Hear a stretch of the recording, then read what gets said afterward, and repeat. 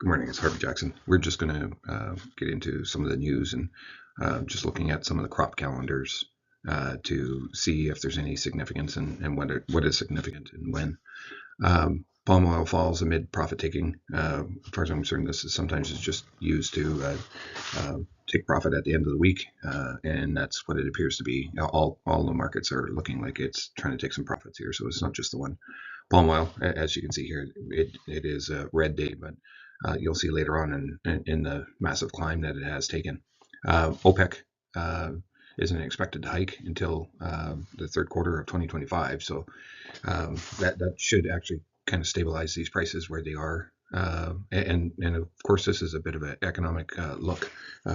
Oil is only going to increase if there's the economy strong enough to actually sustain a price increase on crude oil.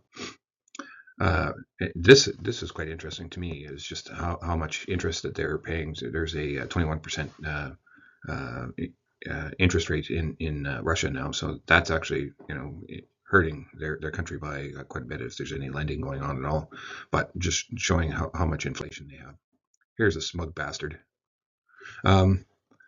U.S. drought monitor. I'm going to go through this pretty quick.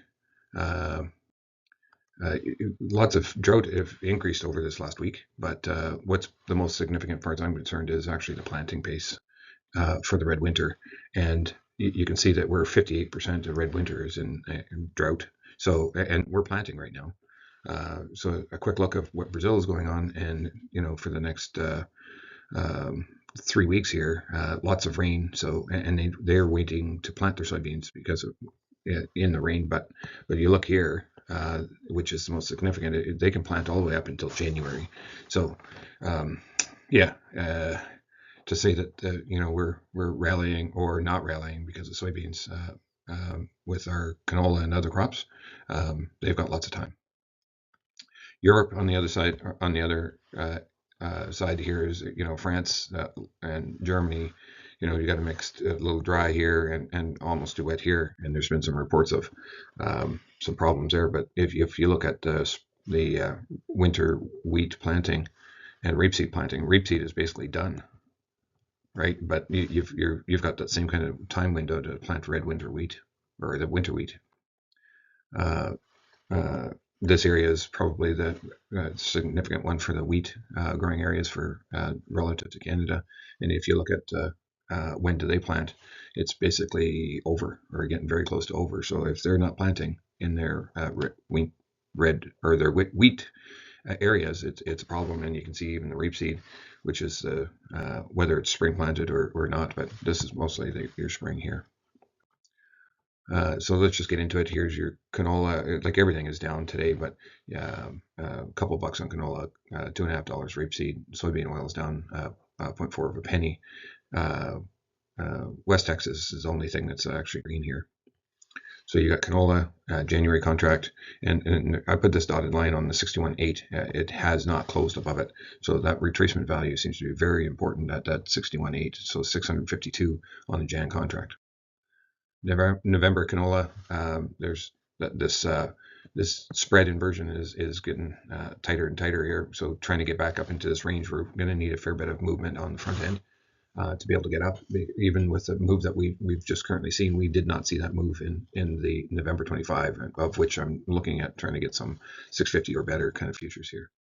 Rapeseed again, so you think about canola hitting at 61.8 for European rapeseed, they're trying to get to 100%, and they cannot get through that 517 that was made way back here in the early parts of July, but it's still holding on to the uptrend, and we'll see if we can get through there.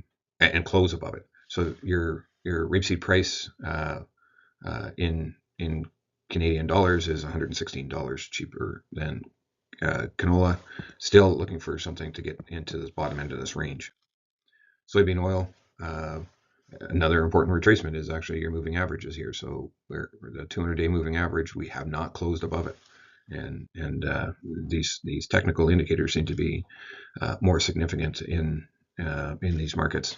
And I've left this and expanded the retracement to these numbers outside. So the 127 did not get there, but it did pull back today.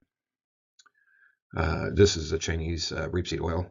Basically, been going sideways for a little while, and it's just going to throw this in here occasionally. Just have a look. Uh, Here's your West Texas, actually a pretty long candle on the way up, and looks like it's going to be above the 50% retracement on the wave analysis. Soybeans, a little bit of a leg up here, but again, we've got another 20-day moving average. It's looks like it's failing to try to get above it. Canadian dollar, on the other hand, I put a value that's where it didn't close below, and that's what we're bouncing off of here. So if we get through there, we've got this level to probably hit, and then I think there's another level a little bit lower than that. Even you can see it that we've got down to another fraction of a penny lower. Wheat, bouncing off this 23.6, trading right at it, and the longer term moving average as well. And you can see that the same thing for this the March contract, of which we have some stop losses in here. So for guys that are using some of the futures contracts with stop losses. Chicago wheat, all the moving averages are above, so not a good sign. Red winter, looks like we got support on one of the moving averages, and your milling wheat in Europe is broken below the 23.6 and the moving averages as well. So not positive there at all. Here's corn, trying to trade above all of the moving averages that are on here. And that's all I have for you.